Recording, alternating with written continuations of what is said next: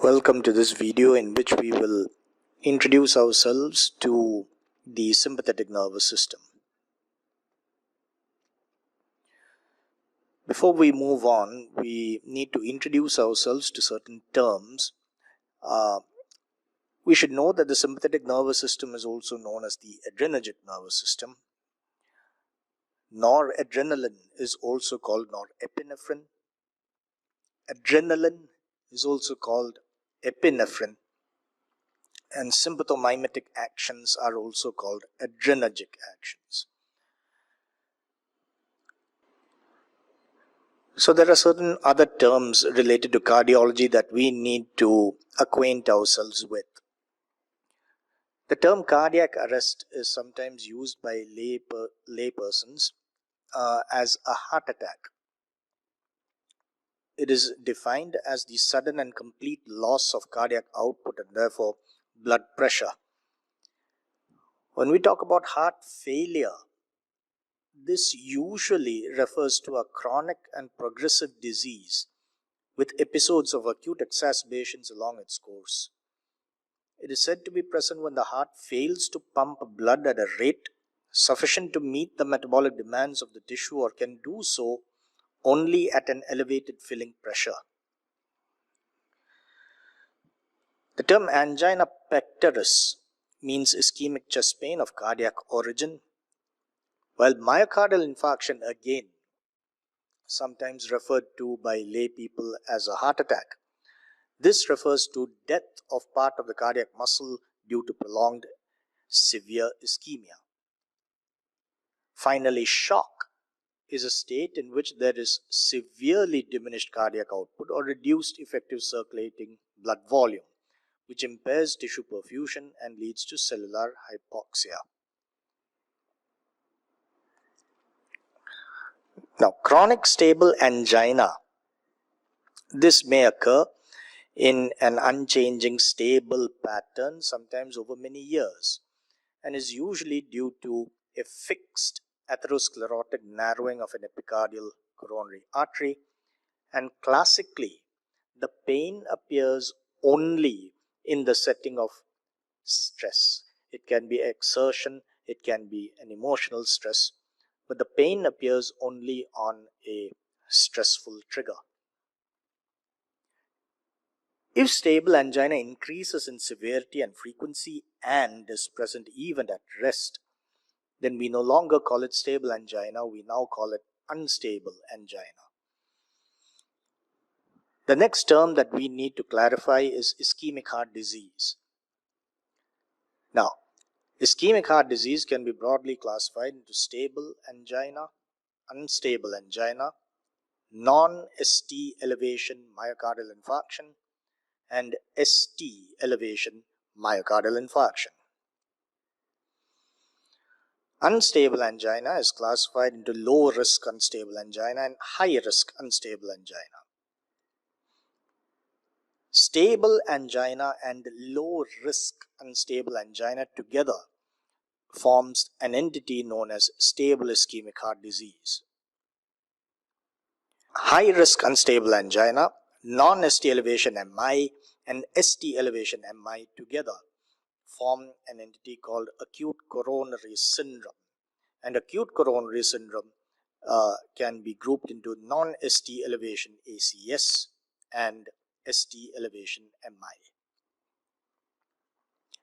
The guidelines for management of ischemic heart disease have been published for stable ischemic heart disease, non-ST elevation ACS, and for ST elevation myocardial infarction.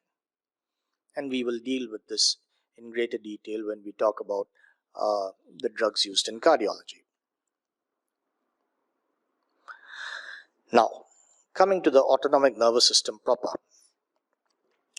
For the purpose of this discussion, we will limit ourselves to the two divisions of the autonomic nervous system, the sympathetic nervous system and the parasympathetic nervous system. The sympathetic nervous system is also called the adrenergic system, and the main neurotransmitter of this system is noradrenaline. When the sympathetic nervous system is activated, certain actions are mediated, And these actions are called adrenergic actions or sympathomimetic actions.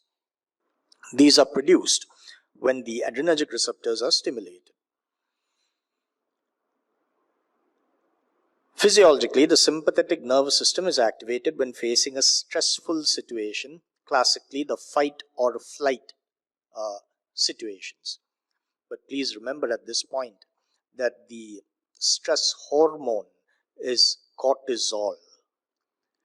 Yeah. So, in such situations, norepinephrine and other related substances are released in greater quantities, and these substances bind to adrenergic receptors and stimulate them. The overall result is an increase in sympathomimetic or adrenergic actions. So classically, when faced with a threat which a human needs to fight or run away from, these are the actions which occur. The pupils dilate, we call it mydriasis. This is to enable maximum amount of light to enter the eyes. There is decreased salivation, bronchodilation so as to enable maximum amount of air to enter the lungs. There is tachycardia or increased in heart rate to supply the required blood in the circulation to run away from the threat or to fight it. There is no time for things such as voiding urine and passing stool, so there is urinary retention and decreased peristalsis. And for the purposes of fighting the threat or running away from it, an increase in blood sugar is required. So this is a very brief look at the adrenergic actions as a whole. Now, regarding adrenergic receptors, we need to know which adrenergic receptors are pharmacologically important, where they are located, and what happens when these receptors are stimulated. The first receptor we need to look at are the alpha-1 receptors. Alpha-1 receptors are seen in the vascular smooth muscles, and upon stimulation they cause vasoconstriction. Alpha-1 receptors are seen in the dilator pupillae in the eye. Upon stimulation it causes mydriasis. Alpha-1 receptors are seen in the sphincters. Upon stimulation it causes constriction of the sphincters. And alpha-1 receptors are seen in the prostate gland, where they cause ejaculation in the male. Beta-1 receptors are present in the heart. When stimulated, it causes stimulation of the myocardium, increased heart rate, increased force of contraction, increased conduction, and so on. Beta-1 receptors are also present in the kidneys, where upon stimulation, they cause increased release of renin and thereby increased activity of the renin-angiotensin-aldosterone pathway. Beta-2 receptors are seen in the vascular smooth muscles of the hepatic bed and skeletal muscle bed, and upon stimulation it causes vasodilatation. Beta-2 receptors are present in the smooth muscles of the bronchi and the uterus, and upon stimulation it causes relaxation of these muscles. Beta-2 receptors are also seen in the beta cells of the pancreas, and upon stimulation it causes increase in insulin release. Beta-2 receptors are present in the liver, where upon stimulation it causes breakdown of glycogen. And finally, beta-2 receptors are present in the skeletal muscle, where upon stimulation it causes increased uptake of potassium from the blood into the skeletal muscles. Regarding alpha-2 receptors, stimulation of these receptors results in inhibition of aqueous production, norepinephrine release, insulin release, and lipolysis. Right. So,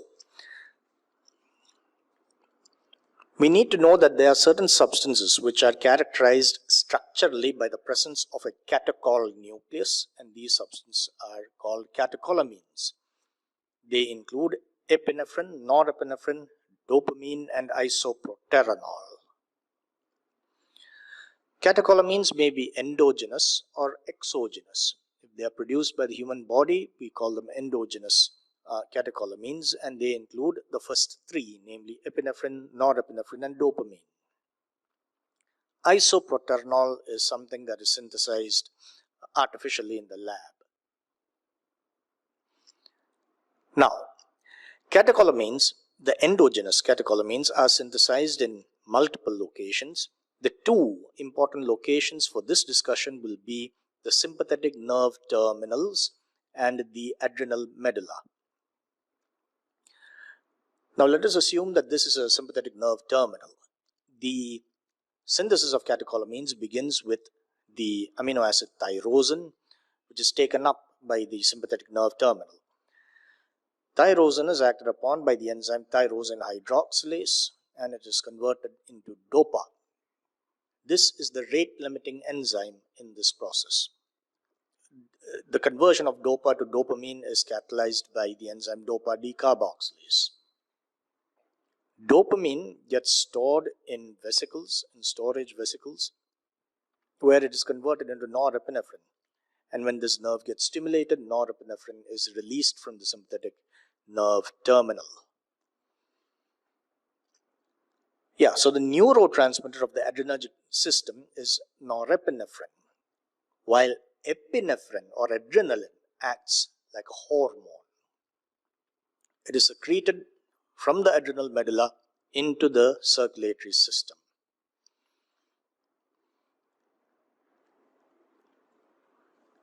Yeah, so this is how the adrenal gland would look like. A very similar pathway exists in the adrenal medulla, but norepinephrine is converted finally into epinephrine, and this epinephrine is secreted into the blood. Now, dopamine is a neurotransmitter and it is secreted by dopaminergic neurons.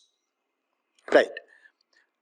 Now, the adrenergic substances such as epinephrine, norepinephrine, and dopamine are endogenous, and we can also synthesize these drugs artificially and use them for various indications. And these drugs will bind to adrenergic receptors differently and produce different effects. So we need to know which receptors these drugs bind to. Epinephrine will bind to all the adrenergic receptors. Norepinephrine binds to all adrenergic receptors except beta 2 receptors. Dopamine binds to different receptors based on the dose at which it is administered. At low doses, dopamine binds to its own receptors, the dopamine receptors. At moderate doses, it binds to beta 1 receptors, and at higher doses, it binds to alpha 1 receptors. Isoproterenol is a drug that binds to beta 1 and beta 2 receptors. It has exclusive beta activity, beta 1 and beta 2. Now, with this information, we can now compare the effects of epinephrine, norepinephrine, and isoproterenol when given by IV infusion on the systolic blood pressure, diastolic blood pressure, and the heart rate. Okay, so if this is the baseline of systolic BP, when adrenaline is given, it will increase the systolic BP. The effect of adrenaline on diastolic BP will be the opposite. It will decrease the diastolic BP modestly. Accordingly, the heart rate will increase. So there is usually an inverse relationship between the diastolic BP and the heart rate. So a fall in the diastolic BP would correlate with an increase in the heart rate. Norepinephrine, which does not have beta 2 activity, will cause an increase in systolic BP and an increase in the diastolic BP. It therefore produces a decrease in the heart rate. Isoproterenol produces an increase in the systolic BP and produces a marked reduction in the diastolic BP.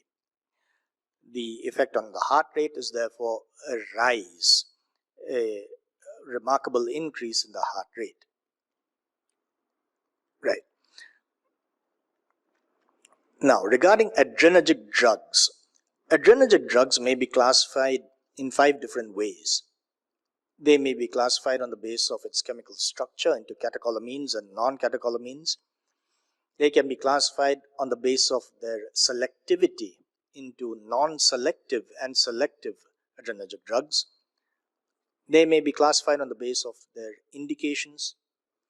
They may be classified on the basis of their target, whether they bind directly to the receptors or whether they stimulate sympathetic nerve terminals or whether they do both. And finally, they can be classified on the basis of their actions into sympathomimetic or indeed sympatholytic, otherwise called sympathoplegic drugs. Yeah. We saw that adrenergic drugs may be classified according to their chemical nature into catecholamines and non-catecholamines. We spoke about catecholamines earlier, and we saw that they may be classified into endogenous or exogenous catecholamines. The endogenous catecholamines include epinephrine, norepinephrine, and dopamine, while the exogenous or synthetic catecholamines include isoproterenol and some others like dobutamine, phenoldopam, and dopexamine. The other adrenergic drugs come under the non-catecholamine category. So that was the classification of adrenergic drugs based on chemical structure. Now, based on selectivity, adrenergic drugs may be classified into non-selective and selective. Non-selective adrenergic drugs again include epinephrine, norepinephrine, and dopamine. Selective adrenergic drugs. So we have drugs which selectively bind to alpha-1 receptors, alpha-2 receptors, beta-1 receptors, beta-2 receptors, and beta-3 receptors. Now, drugs that selectively bind to alpha-1 receptors include midodrine and phenylephrine. Alpha-2 selective drugs include drugs such as clonidine, brimonidine, apraclonidine, guanfacine, guanabenzine, dexmedetomidine, alpha-methyl-dopa, and tizanidine. Beta-1 selective adrenergic drugs include dobutamine. Now, beta-2 selective adrenergic drugs may be classified broadly into two: the bronchodilators and the tocolytics. The bronchodilators may be classified into short-acting beta-2 agonists, otherwise called SABA, the long-acting beta-2 agonists, otherwise called LABA, and the very long-acting beta-2 agonists, VLABA. Examples for SABA would be salbutamol and terbutaline. Examples for LABA would include salmeterol and formoterol. Now, tocolytics are drugs which reduce uterine contractions and are useful in a condition known as preterm labor. Adrenergic tocolytics would include ritodrine and isoxaprine. Beta-3 selective adrenergic drugs include mirabegron, and this is used in a condition known as overactive bladder. Right. Now we move on to the classification of adrenergic drugs based on their indications. Accordingly, they may be classified into vasopressors, inotropic agents, tocolytics, anti-glaucoma agents, mydriatics, antiarrhythmic agents, nasal decongestants, bronchodilators, adrenergic drugs for overactive bladder, CNS stimulants for ADHD and narcolepsy, and finally antihypertensive drugs. Now, the adrenergic vasopressors would include midodrine and ephedrine.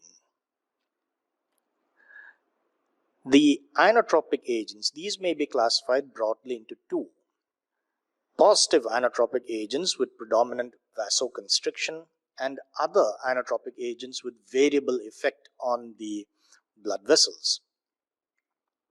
The positive inotropic agents with predominant vasoconstriction would include epinephrine and norepinephrine, while other inotropes would include dopamine, dobutamine. The adrenergic tocolytics include ritodrine and isoproterenol, while the anti-glaucoma agents, the adrenergic anti-glaucoma agents, are classified into non-selective alpha agonists and selective alpha 2 agonists. The examples for the non-selective alpha agonists would include epinephrine and its prodrug dipivefrin, while selective alpha 2 agonists would include apraclonidine and brimonidine. The example for adrenergic mediated would include phenylephrine, while adrenergic antiarrhythmic drug would include isoproterenol. Nasal decongestants would include drugs such as phenylephrine, oxymetazoline, xylometazoline, and pseudoephedrine. The adrenergic bronchodilators, we classified them earlier into short-acting beta-2 agonists, long-acting beta-2 agonists, and very long-acting beta-2 agonists. Drugs for overactive bladder, mirabegron. CNS stimulants for ADHD and narcolepsy, these would include modafinil, methylphenidate, and methamphetamine. And finally, antihypertensive drugs such as clonidine and alpha-methyl-dopa.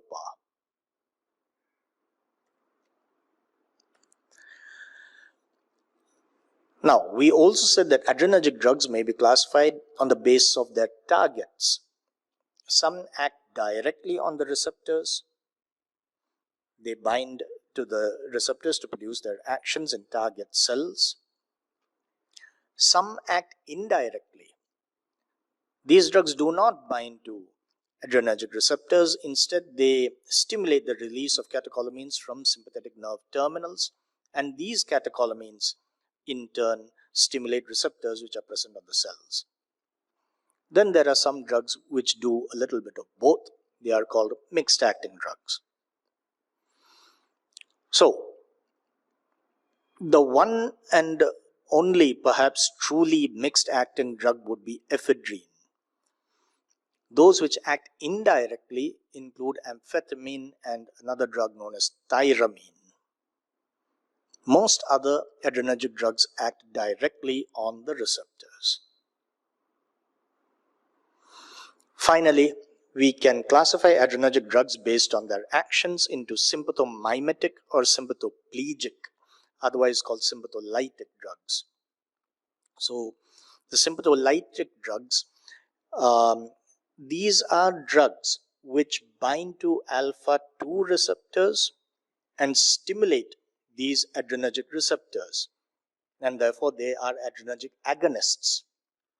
However, by binding to alpha 2 receptors and by stimulating these receptors, they inhibit the release of catecholamines, and thereby the actions produced become sympatholytic or sympathoplegic instead of sympathomimetic. So these drugs would include the alpha 2 agonists such as clonidine, brimonidine, apraclonidine, dexmedetomidine, alpha-methyl-dopa, tizanidine, guanfacine, guanabenzine, and so on.